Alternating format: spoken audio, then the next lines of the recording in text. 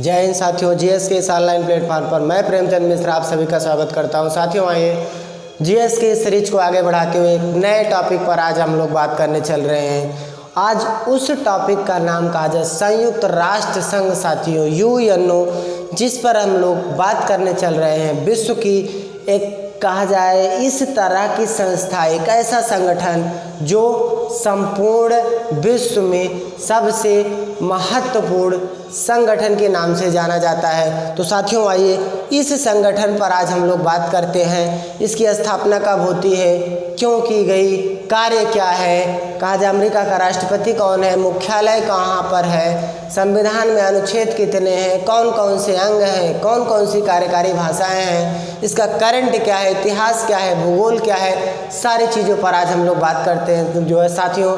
तो आइए स्टार्ट करते हैं साथियों। संयुक्त राष्ट्र संघ से रिलेटेड जो भी मुद्दा हमारे सामने आएगा उसको हम लोग एकदम बारीकी से पढ़ने की कोशिश करेंगे साथियों, और यहाँ से एक क्वेश्चन हमारा फिक्स रहता है। तो साथियों आइए स्टार्ट करते हैं हम लोग संयुक्त राष्ट्र संघ का टॉपिक। सबसे पहले साथियों हम लोग बात करते हैं इसकी स्थापना कब होती है साथियों। तो 24 अक्टूबर कब भाई 1945 को होती है। इसका मुख्यालय कहाँ है साथियों, न्यूयॉर्क में स्थित है। कहा जाए न्यूयॉर्क किस नदी के किनारे है, हडसन नदी के किनारे है।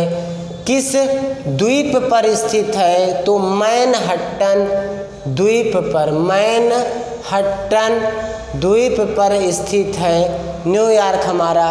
कह दिया जाए इसकी स्थापना के समय यूएसए के राष्ट्रपति कौन थे साथियों, तो रूजवेल्ट इसकी स्थापना के समय अमेरिका के राष्ट्रपति थे।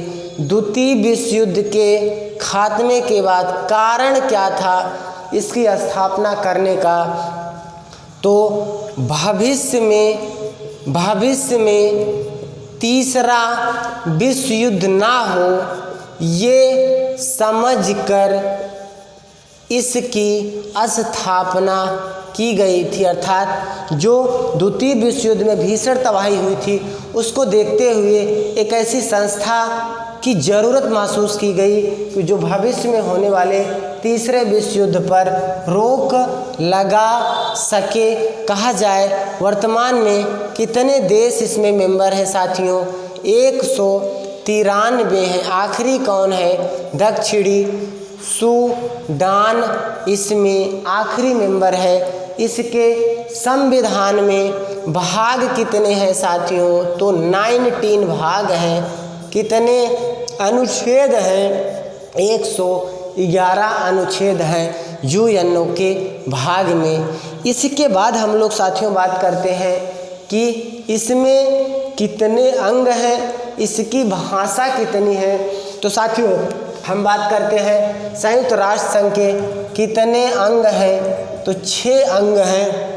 कहा जाए कितने अंग इसके कार्य कर रहे हैं, तो 5 अंग इस समय कार्य कर रहे हैं, मतलब एक्टिव मोड में है।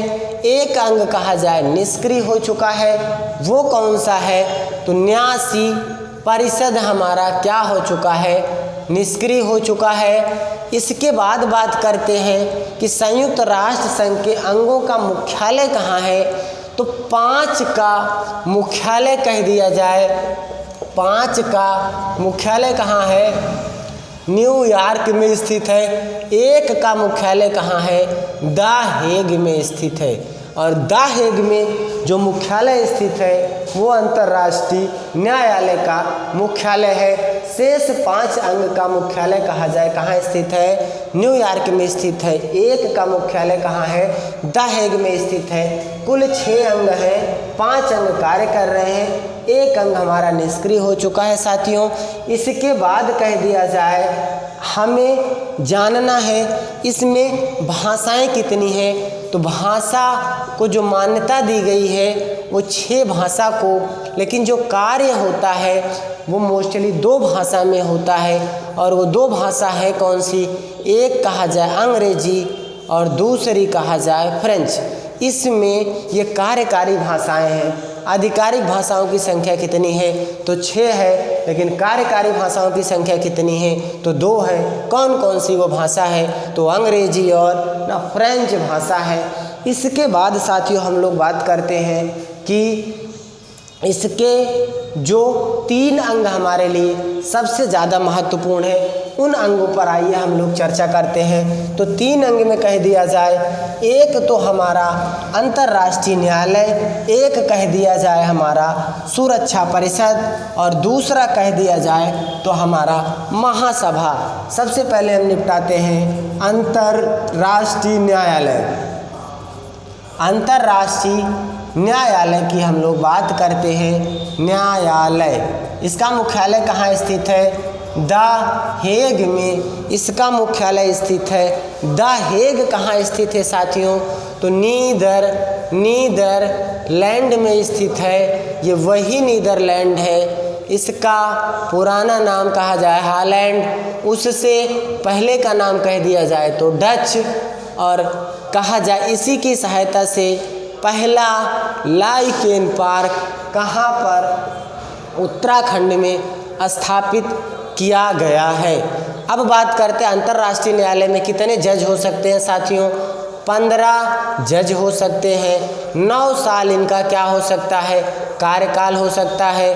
भारत से अभी तक कितने लोग गए हैं? तो 3 लोग गए हैं। पहला कौन था? तो डॉक्टर नागेंद्र सिंह। कह दिया जाए आखिरी कौन है या वर्तमान समय में कौन है साथियों? तो वर्तमान समय में कह दिया जाए दलबीर सिंह भंडारी। वर्तमान समय में कौन है? तो दलबीर सिंह भंडारी हमारे कहाँ है? अंतर्राष्ट्रीय न्यायालय में है साथियों। इसके बाद हम लोग अगर बात करें अंतर्राष्ट्रीय न्यायालय में गण पूर्ति के लिए जो जजों की संख्या कितनी डिसाइड की गई है? तो 9 जज, और एक सिस्टम साथियों फॉलो होता है यहाँ पर कि 5 जज 3 साल पर क्या होंगे? रिटायर्ड होंगे। 1/3 जज 1/3 समय पर क्या होंगे? रिटायर होंगे अंतर्राष्ट्रीय न्यायालय में। तो ये हमारा अंतर्राष्ट्रीय न्यायालय से रिलेटेड जो भी महत्वपूर्ण पॉइंट था साथियों। इसके बाद हम लोग बात करते हैं महासभा पर साथियों। दूसरा पार्ट जो इसका अति महत्वपूर्ण है वो कह दिया जाए महासभा है, और महासभा को ही हम विश्व की लघु संसद के नाम से जानते हैं। महासभा कह दिया जाए साथियों, इसे हम विश्व की क्या कहते हैं? लघु संसद के नाम से जानते हैं। अभी हाल ही में इसकी 76वीं बैठक आयोजित हुई थी, जिसमें कहा जाए जिसकी अध्यक्षता मालदीव के विदेश मंत्री अब्दुल्ला शाहिद ने की थी। अब्दुल्ला शाहिद ने इसकी 76वीं बैठक की अध्यक्षता की थी साथियों। इसके बाद हम बात करते हैं भारत की तरफ से अस्थायी प्रतिनिधि महासभा में यूएनओ में कौन है? तो टी.एस. कृष्णमूर्ति हमारे क्या हैं? कृष्णमूर्ति ये अस्थायी प्रतिनिधि हैं। कहाँ पर? यूएन में अस्थायी प्रतिनिधि हैं।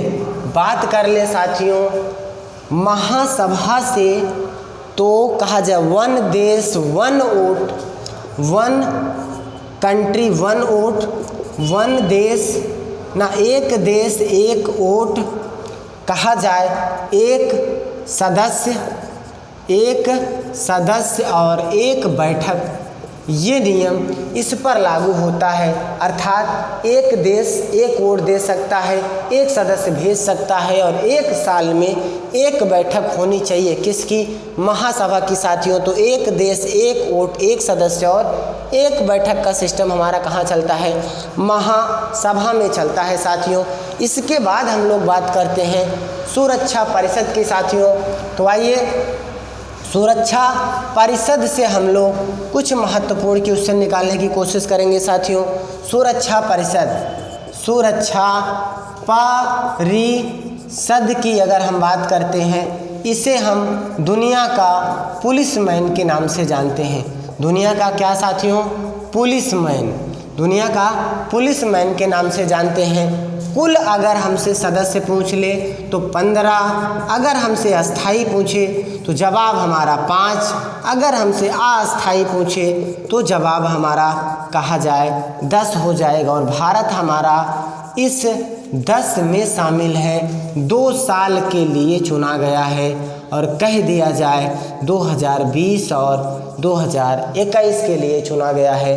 और 5 में कौन कौन है तो ब्रिटेन कहा जाए, रूस, चीन कहा जाए, ब्रिटेन हो गया, रूस हो गया, चीन हो गया, USA हो गया और फ्रांस हो गया। ये 5 कंट्री हैं जो अस्थाई सदस्य और इनके पास वीटो पावर होता है। वीटो पावर का मतलब होता है निषेधात्मक शक्ति। बाकी सारे मेंबर अगर चाहते हैं कोई कानून बने, लेकिन ये अगर 5 में से कोई एक देश चाहता है कि ये कानून नहीं बनना चाहिए तो कितनी भी कोशिश कर ले वो कानून नहीं बन सकता है साथियों। ये हमारा सुरक्षा परिषद हो गया। इसके बाद हम बात करते हैं UNO के पहले महासचिव कौन थे तो त्रिगबेली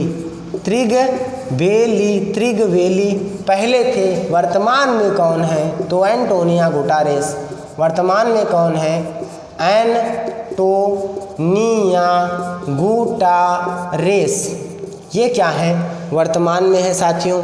इस तरह से साथियों मैंने UNO से रिलेटेड जो भी पॉइंट्स मैंने आपके सामने रखने की कोशिश की साथियों। इससे एक क्वेश्चन हमारे लिए किसी भी परीक्षा में पूछा ही जाता है, इसलिए साथियों। और कहा जाए ये हमारा पूरा टॉपिक अगर आपके सामने क्लियर रहेगा तो यहाँ से जो भी क्वेश्चन हमारा बनेगा वो सॉलिड बनेगा। और इसका एक क्राइटेरिया है, एक निश्चित क्राइटेरिया है जहाँ से क्वेश्चन आता है साथियों।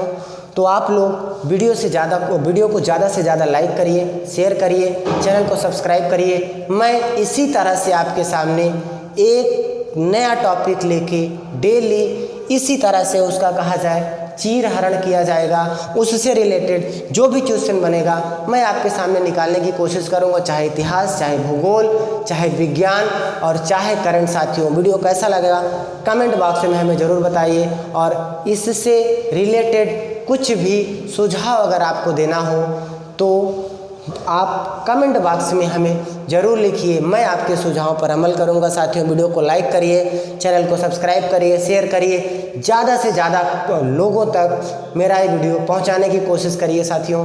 क्योंकि आने वाले किसी भी एग्ज़ाम में, चाहे वो नेकपाल का, यूपी टेट का, UPSI का, SSC का, सभी के लिए हमारे वीडियो अति महत्वपूर्ण वीडियो है साथियों। तो आज का वीडियो हम लोग यहीं पर क्लोज करते हैं साथियों। जय हिंद।